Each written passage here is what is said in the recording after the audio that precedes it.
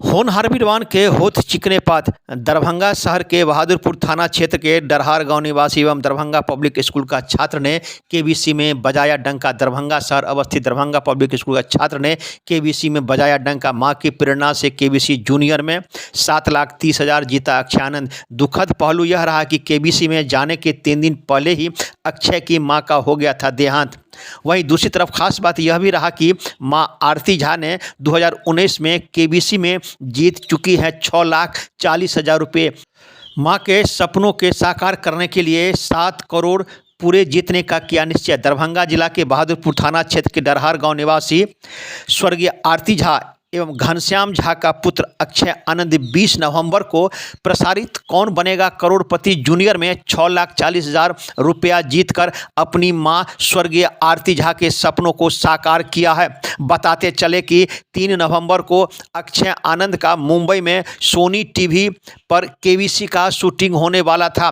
ठीक इसके 3 दिन पहले ही अक्षय के मां का निधन हो गया था। इस दुखद घड़ी में परिवार के सभी लोगों ने उसके मनोबल को घटने नहीं दिया। उसके पिता घनश्याम झा जो पेशे से खुद भी शिक्षक हैं, अपने पुत्र को साथ लेकर मुंबई गए और शूटिंग करवाया। आपको बताते चले कि जिस प्रकार से यह बालक ने दरभंगा जिला का नाम रोशन किया है, इससे यही साबित होता है कि होनहार विद्वान के होठ चिकनेपात। इस संबंध में जब हमने अक्षय आनंद के घर पर जाकर उससे जानना चाहा कि आपको प्रेरणा कहां से मिली, कैसे आपने केबीसी हॉट सीट तक पहुंचा, इस संबंध में उन्होंने क्या कहा, वहीं उनके पिताजी जो घनश्याम झा हैं उन्होंने भी अपनी बात बताई। देखिए एक रिपोर्ट दरभंगा दर्शन न्यूज से मनोज झा।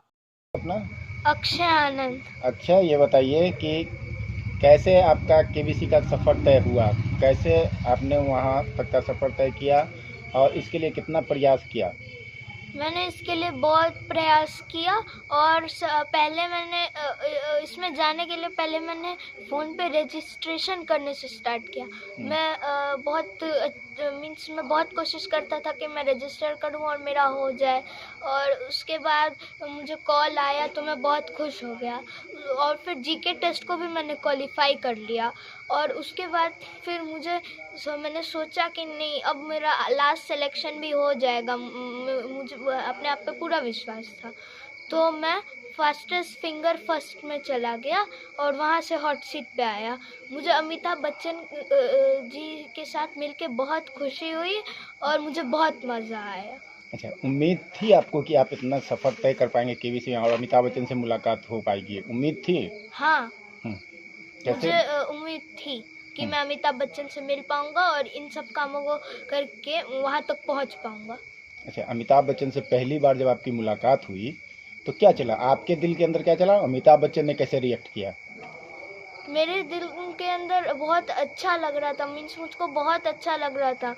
मुझे विश्वास नहीं हो रहा था कि मैं यहाँ पे हूँ, और अमिताभ बच्चन का भी रिएक्शन वैसा ही था। कैसे आपने सोचा कि केबीसी में जाना है, कहाँ से आइडिया कहाँ से आया? मेरी मम्मी भी गई हुई थी केबीसी में, तो मेरी मम्मी से मुझे इसका आइडिया मिला। मेरी मम्मी से ही मुझे ये प्रेरणा मिली। तो मम्मी भी चाहती थी क्या कि केबीसी में जाए? हाँ, मेरी मम्मी चाहती थी कि मैं केबीसी में जाऊँ। मम्मी ने कहाँ तक क्वालिफाई किया था इसमें? हाँ, मेरी मम्मी ने क्वालिफाई किया था और 6,40,000 प्राइज़ जीती थी। आपने कहाँ तक क्वालिफाई किया और कितने सवाल का जवाब दिया था? मैंने क्वालिफाई कर लिया था, मैंने 11th क्वेश्चन तक क्वालिफाई कर लिया था और 7,30,000 जीते थे। कौन सा ऐसा सवाल रहा जो आपको परेशान किया? सवाल बोलना? हाँ, कौन सा ऐसा सवाल था जो परेशान किया और आप जवाब नहीं दे पाए? मीन्स पूरा सवाल बोलना? हाँ, सवाल क्वेश्चंस कौन सा ऐसा था जो आप नहीं जान पाए और क्विट करना पड़ा? कि मीन्स बॉडी में कितना % ब्लड है रह सकता है एक बार में। तो आपको उस समय आपने लाइफलाइन उसके अंदर था, तो लाइफलाइन यूज किया था, उसके बाद कॉन्फिडेंस लेवल आपका क्या कह रहा था उस वक्त? मैंने इस क्वेश्चन में लाइफलाइन नहीं यूज़ किया था, मैंने इसमें क्विट किया था। क्विट किया था।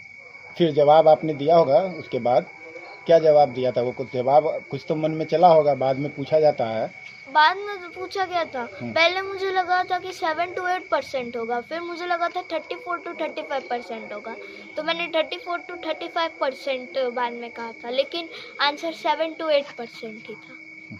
तो क्या क्या बातें हुई ये बताइए। ठीक है, अमिताभ बच्चन से क्या क्या बातें हुई आपकी, और क्या आगे क्या करना है फिर सोच रहे हैं? अभी तो आपने जूनियर में भाग लिया था, आगे क्या सोच रहे हैं? अमिताभ बच्चन से मैंने बहुत सारी बातें की, और अब मैं सोच रहा हूँ कि मैं केबीसी के सीनियर वाले में भी चले जाऊँ। तो उम्मीद है जो टारगेट है 7 करोड़ का वो आप अचीव कर पाएंगे? क्या हाँ, उम्मीद है? मुझे पूरा लगता है कि मैं 7 करोड़ का अचीवमेंट ले लूँगा। अच्छा, कितने लड़के थे आप लोग के साथ? छोटे बच्चे जो है वो कोई बिहार के भी थे आप लोग के साथ क्या? नहीं, कोई भी बिहार के नहीं थे। अच्छा, जब वहाँ से आप लौट के आए, हाँ।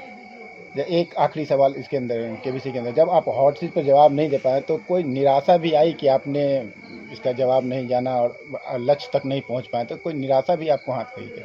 हाँ। दुख हुआ क्या? हाँ, दुख हुआ क्या चाहते थे? कि मैं बहुत सारा जीतूं, लेकिन मैं बहुत पहले ही चला गया। अच्छा, क्या आप बोलेंगे छोटे बच्चे को जो नहीं जा पा रहे हैं इसके अंदर, वो अगर आपसे टिप्स लेना चाहे तो उन्हें क्या बताएंगे, कैसे इसके अंदर केबीसी के अंदर वो जा सकते हैं? मुझे इसके बारे में भी कोई आइडिया नहीं है, मैं बस उनको ये कहूँगा कि वो लोग अच्छे से ट्राई करें, उनका भी हो जाएगा। अच्छा, ये बताइए कि जब वहाँ से दरभंगा आए और आपने स्कूल गया तो स्कूल के अंदर क्या चला, कैसे रिएक्ट किए स्कूल प्रबंधन और स्कूल के बच्चे आपको देख के? क्या कुछ जानना चाह रहे थे, क्या कुछ बातें हुई स्कूल के अंदर, क्या रहा? स्कूल के अंदर सारे टीचर्स मुझे कॉन्ग्रेचुलेशंस बोल रहे थे, और सारे स्टूडेंट्स लोग, मेरे जितने भी फ्रेंड लोग थे, वो लोग भी मुझे कॉन्ग्रेचुलेशंस बोले। ठीक। सर, ये बताइए कि आपका बालक केबीसी क्वालिफाई किया, क्या कहेंगे? आपको उम्मीद थी बेटे से? हाँ, बेटे से उम्मीद थी। ऐसे तो हर माँ बाप को उम्मीद रहती है बच्चे से, लेकिन इसका ऐसा भी रुचि जो देख रहे थे, इंटरेस्ट देख रहे थे। कॉलेज में, अपना स्कूल में जो है, वहाँ पर भी जीके टेस्ट वगैरह होता था, उसमें भी बढ़ चढ़ के हिस्सा लेता था, और इस केबीसी के प्रति बहुत उत्साहित रहता था। तो इससे मुझे लगता था कि नहीं, ये कर सकता है इसको। फिर कैसे मोटिवेट किए इसको? आप किए, खुद किए? कहाँ से इसके पास आइडिया कहाँ से आ गया? एक तो मम्मी इसकी चूँकि जा चुकी थी केबीसी में, तो उसी से समय से इसका भी था कि नहीं, मैं भी एक दिन जा कर के दिखाऊँगा। और मम्मी भी इसकी चाहती थी कि हाँ, मेरा बेटा जाए।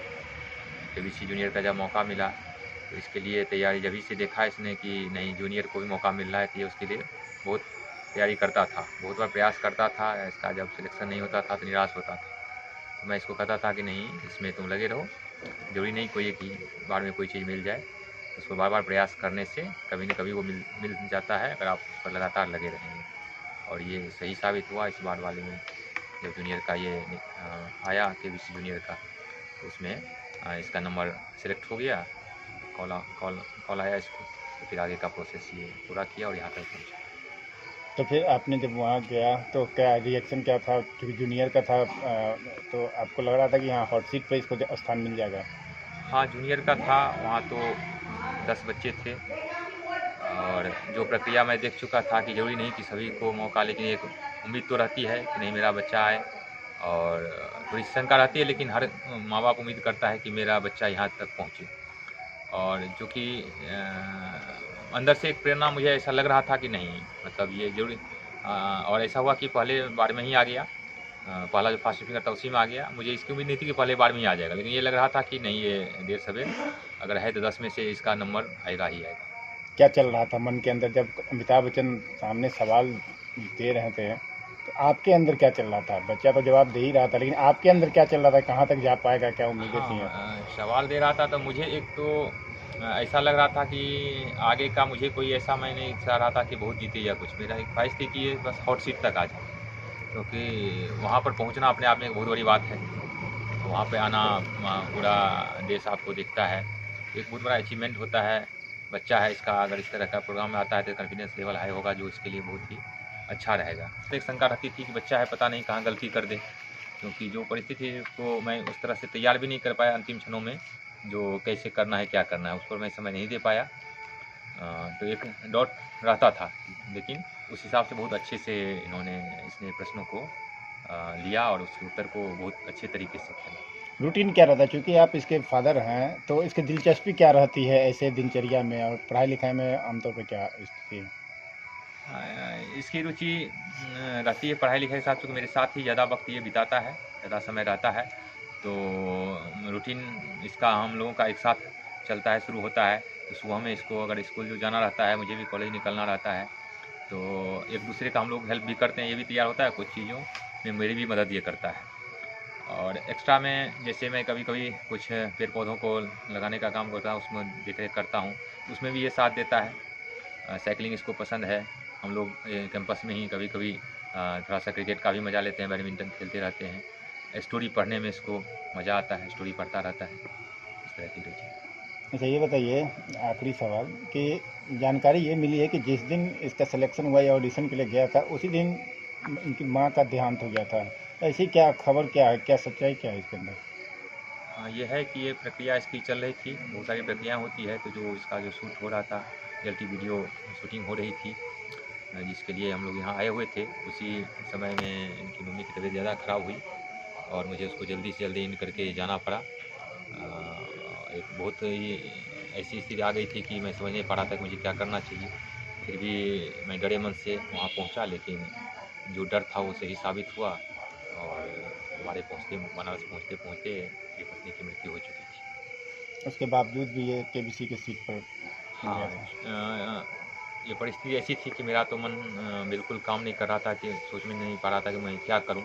लेकिन चूंकि मेरी पत्नी बहुत उत्साहित थी, उसके सामने इसका सिलेक्शन हो चुका था और आगे की प्रक्रिया पूरी करनी थी, तो मैंने इसको एक टारगेट पे लिया कि मेरी पत्नी की अंतिम ख्वाहिश थी, तो मैं इसको जैसे भी हो अपने आप को कंट्रोल करके यहाँ तक पहुँचूँ और अपने तरफ से पूरा प्रयास करूँ। क्या देखना चाहते हैं कि अपने बेटा को क्या बनते हुए देखना चाहते हैं? मैं एक टीचर हूँ और किसी बच्चे पर मैं बंदिश नहीं लगाता हूँ कि उसको क्या है। मैं उसको एक सफल नागरिक के रूप में देखना चाहता हूँ। उसका जो चॉइस है, अभी तो बहुत तरह की चॉइस बदलती रहती है, लेकिन साइंस के फील्ड में उसकी ज़्यादा रुचि है और वो कहता भी है कि मैं साइंटिफिक कुछ नया चीज़ करना चाहता हूँ। तो उसकी रुचि के हिसाब से, जिस क्षमता के हिसाब से वो आगे बढ़ेगा, मैं उसमें गाइड करूँगा और जहाँ तक संभव होगा मैं उसका साथ दूँगा। Thank you sir.